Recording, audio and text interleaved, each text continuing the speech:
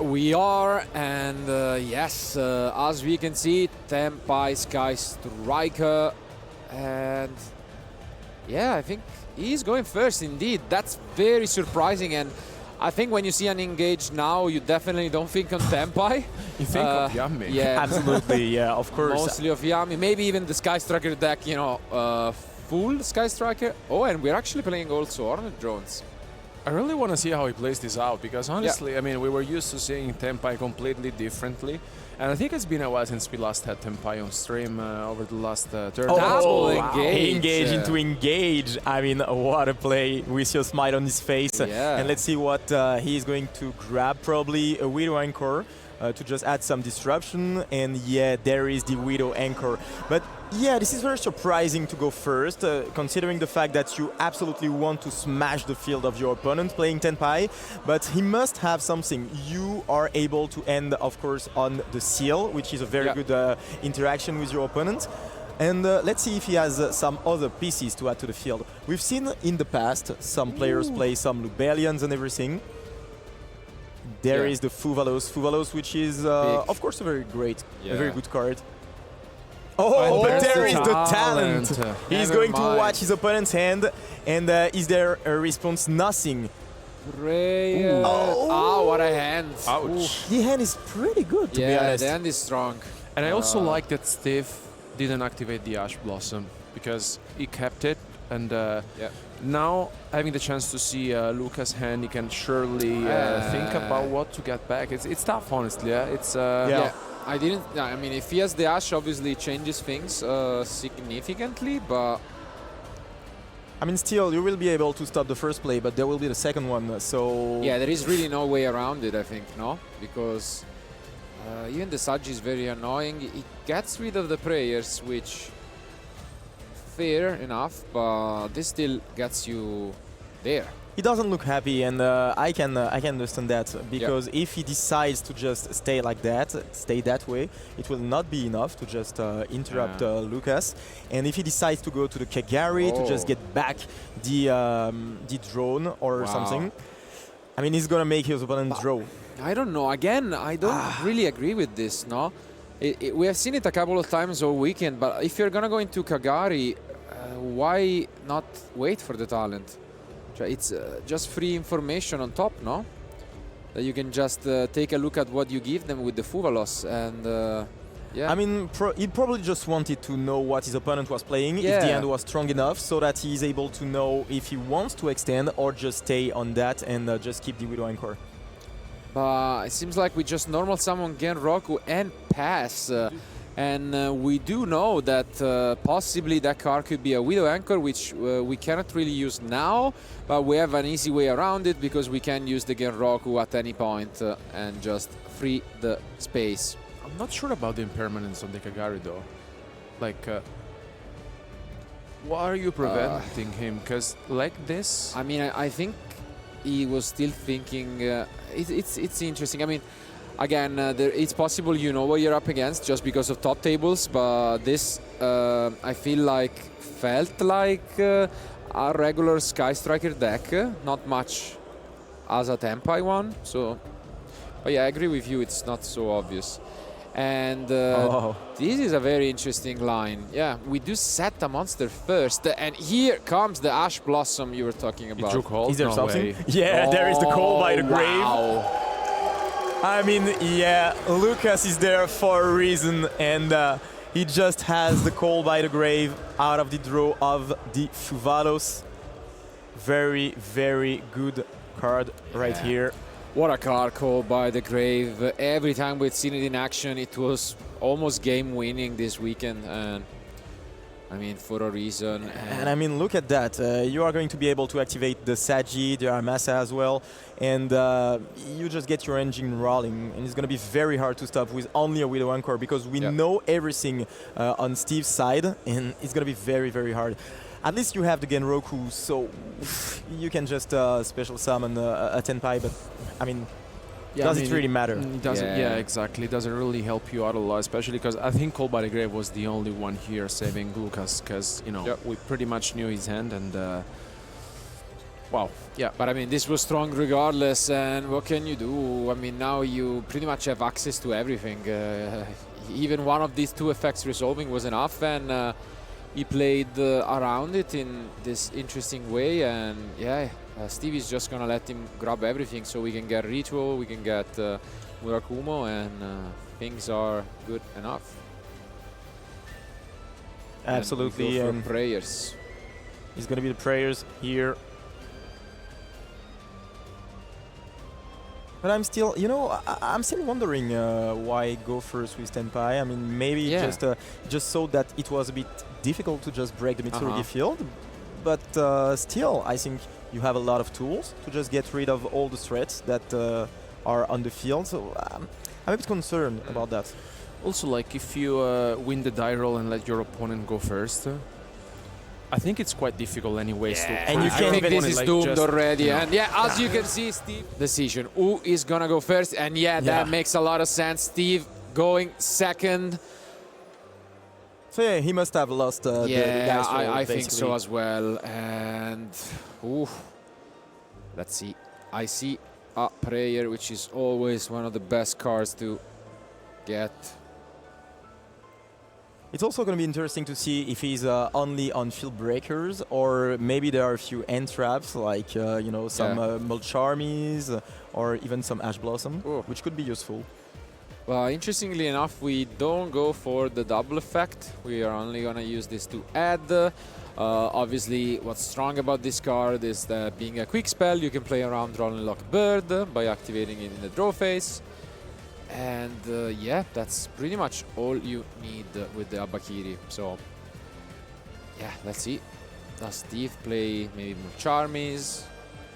And again, we see this play with putting first a monster face down.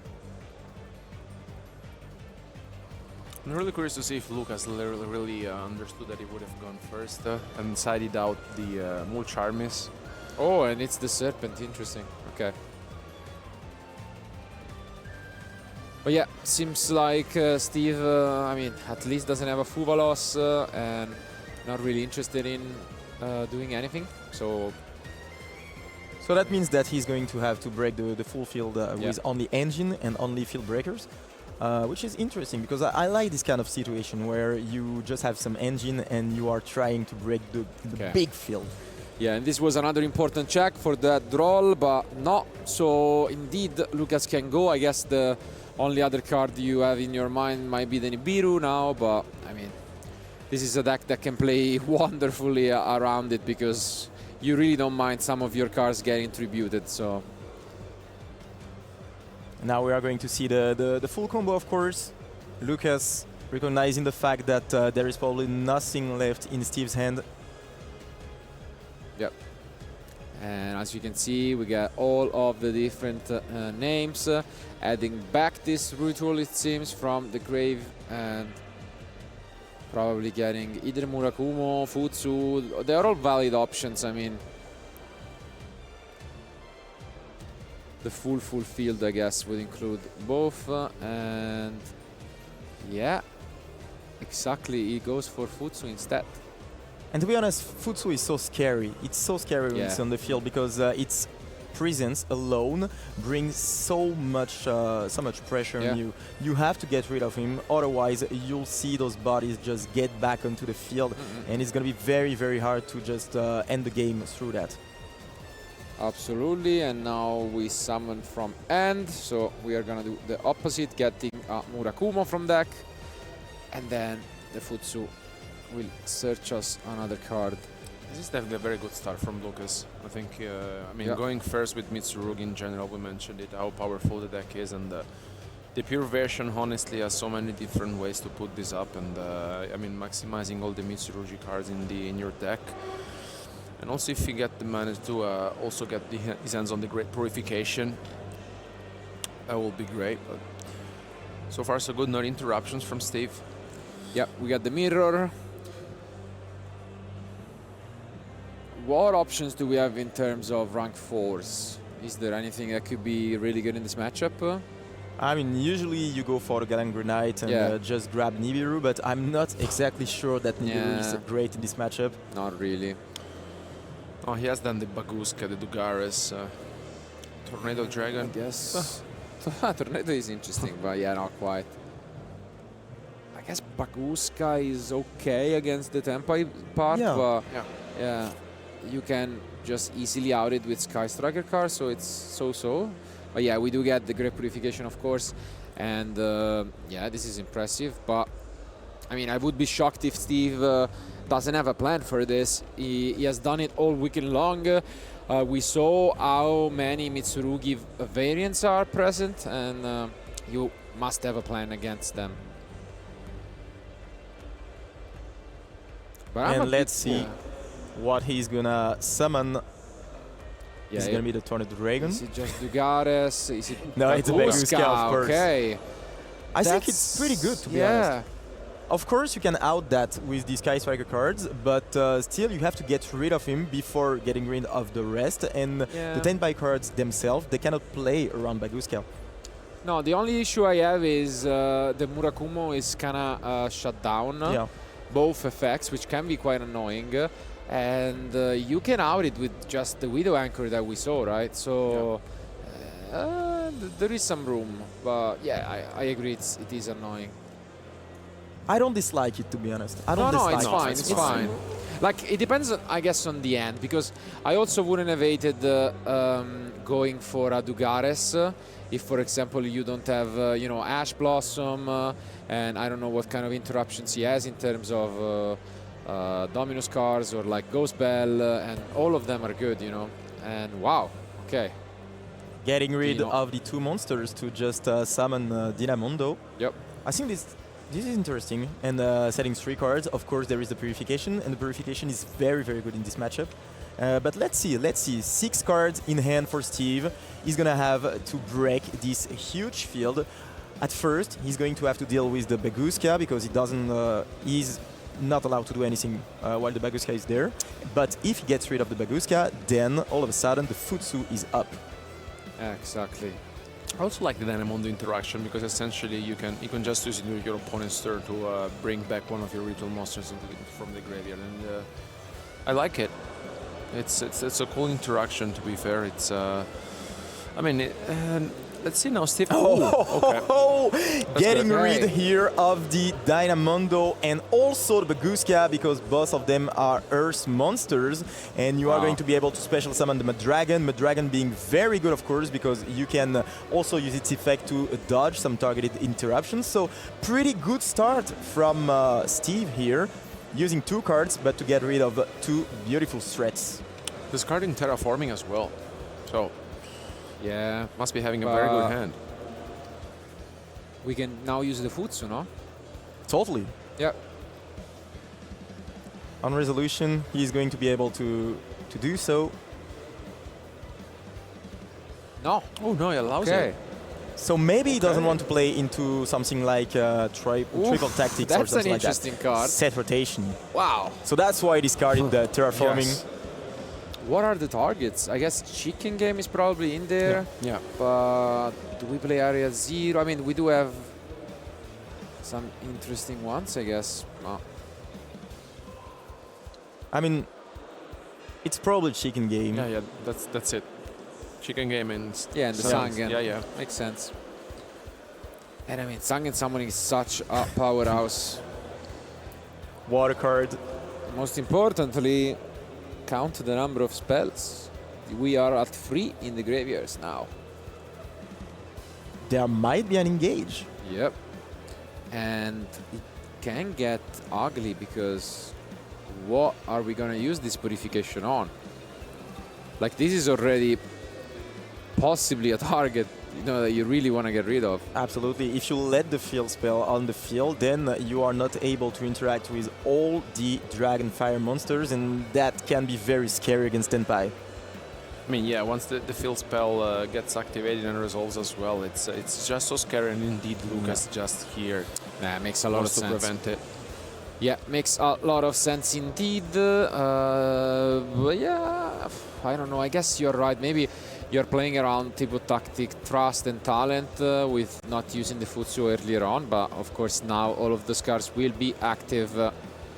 And yeah, at some point you are going to be able to activate that, but still he was able to use the Great Purification, and if he used the effect of the monster before, then he would have been able to just grab something like a Lightning Storm, and it would have traded into the trap card, and therefore he would have been able to just activate the field spell undisputed, and that would have been so hard for him. So I think this is a great move here from Lucas.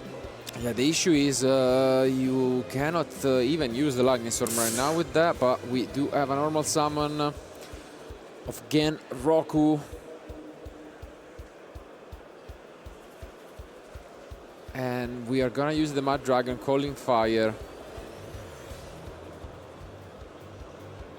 But I think it protects only from targeting, no? Yeah, from targeting, If you can get back. So we're going into battle phase. Again. Oh, Call by the Grave! Once again! And look at Steve's face. I mean, what can you do against that? That's huge. Is there something like a Cayman? I mean, we mentioned it. This card is just absolutely amazing right now. And I think this might be it. Look at Steve. Yeah. Main phase to a set card. And this might just be it, to be honest. I don't see Tenpai Striker resist. The full Mitsurugi. Oh, it's going to be very hard. It's going to be very, very hard. I think we only committed to the Dino. No, we didn't have Maguska, so I guess there was a chance to go maybe to Typhon. Yeah, that's about it. And plays back to Lucas. I mean, Call by the Grave is just insane in these kind of situations. What can you do? Yeah, I think that Lucas played it perfectly, to be honest. Yeah. He played it perfectly. He had a great hand, but he used it in a very efficient way. Tried to play around a lot of cards. Played around the Feather. Because, of course, yeah, as you just said, Lightning Storm was not activable, but you could still get the Feather. And now he's going to try to push for game. Yeah, you have so much that you can do with just this recursion effect. The prayers, you know, if it's good of a starter, it's even better as a follow-up, as you can see, because you can just bring back the big rituals, and then the Futsu is gonna come back, and yeah, this is just gonna get really, really oppressive real fast. There is one more surprise from Steve's side, but I really don't think it will be enough.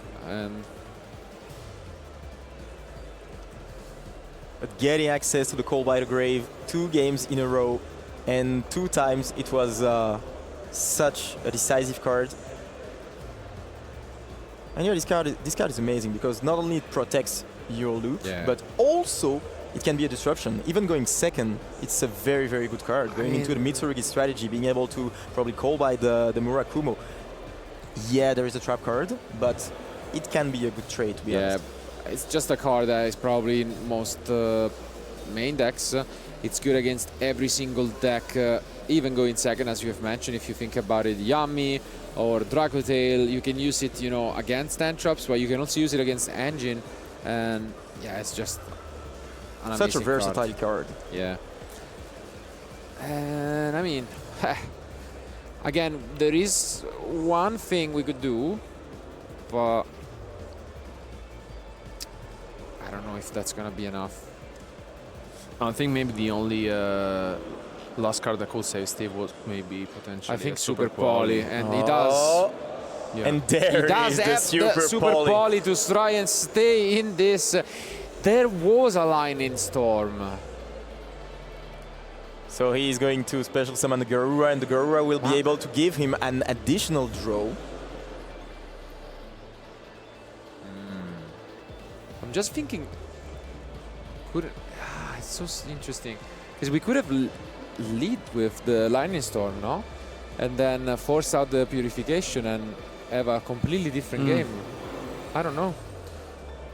Maybe, yeah, that's definitely an interesting choice. Maybe he wanted to just keep the second Super Polymerization alive, but I mean, trading with the trap card, I agree. I think this is then very good. The summoning is set up, and how can they even play? So, I don't know. Definitely, Steven, obviously, I mean, it's not like you play around the Call by the Grave, but yeah, definitely unfortunate. And as you can see here, the super polymerization is very different from the previous one. It's more of a desperate, you know, move to try and survive, but how are you even gonna fight this back? And so well played by Lucas, getting the purification back and pretty much getting into a checkmate spot for next turn. I mean, he's going to have probably 2 cards in hand, and that's not going to be enough to just break everything again, especially considering the fact that Lucas is going to be able to just negate any move. Yeah, with this setup, I think it's pretty much impossible for Stevie. I mean, of course, he has a draw from the Garura, potentially, but I don't really see this one coming back from Steve. I mean, the odds are against him, and for actually, sure. yeah, I mean, probably not going to be the case because Lucas is going to do some math, but there is also a world in which if you don't have enough, you could just pass and not attack the Garura, and then you force them to crash, and then they lose out on the Tenpai cards, and it's checkmate then. Absolutely. And that's one of the problems of the Tenpai strategy, to be honest, because for sure Lucas must have won the dice roll, and just let Steve go first, and that's a bit of a problem.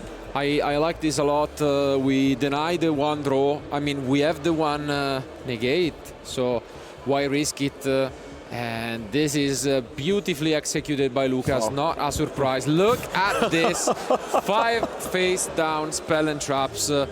And yeah, I mean, Steve is smiling. He knows this one is over. Of course it hurts because you have gone 10 and 2. And again, possibly that could have been enough to make it into a top cut previously. But we have 3 more rounds, and this is not quite the case. And yeah, you can see straight pass back to Lucas. And this he will it. just take it next turn. But yeah, very hard game here for Steve. He couldn't do a lot going first during the first game, and he didn't have a lot enough. And the second game, I mean, it was very, very hard. Having the call by the grave 2 times in a row, and now having to face literally almost a labyrinth deck at that point. He turned that one into labyrinth, yeah. No, but I mean, not much that honestly Steve can do at this point. It's, I think it's just a matter of seconds, but I mean, it was very well executed from Lucas. That's just what we can say. It's he had, of course, a very good hand, but the way he dealt with that was perfect. And now he's going to cautiously end the game. He has every single tool that he needs to just go into 11 and 2, which is absolutely amazing, to be honest. I mean, it's a great score because we have other 2 more rounds of Swiss before the top 8 cut, and you really want to secure this win and advance, having a chance into the penultimate round of Swiss. And of course, after seeing such a performance from Lucas, you really know how good of a player is, and especially, I mean, Mitsurugi, I mean, we talked about the deck a lot this weekend. I mean, we're seeing it in action. That's why it's one of the most, you know, if not one amongst the best decks for this YCS. I mean, it was expected, of course, a lot of players playing Drow and Lockbird for this strategy, and also the dimensional barrier for the going first. But still, the deck is there, and if we combine all the Mitsurugi variants, this is the most represented deck in day 2. So that means it has a very, very good conversion rate, and it means that it's literally one of the best decks of the room, to be honest. But still, you have to play well your hands to be able to just master the matchups, and especially the mirror matchup, which can be a bit weird sometimes. So yeah, here Lucas just mastering his deck very well and showing that he's a force to be reckoned with. Yeah, the draw here is being negated by Murakumo, and yeah, I mean, Steve is only left with 1 card in hand. I think it's just a matter of understanding how many life points you can put onto the field and swing. And the answer is enough. Yes. Normal summon Ash Blossom just for bonus points in style, and there's dark. again, this is beautiful one. a very nice play from Lucas, because this will deal double damage, and that is plenty already to seal this one out. We have purification, no need to worry about. And that is it.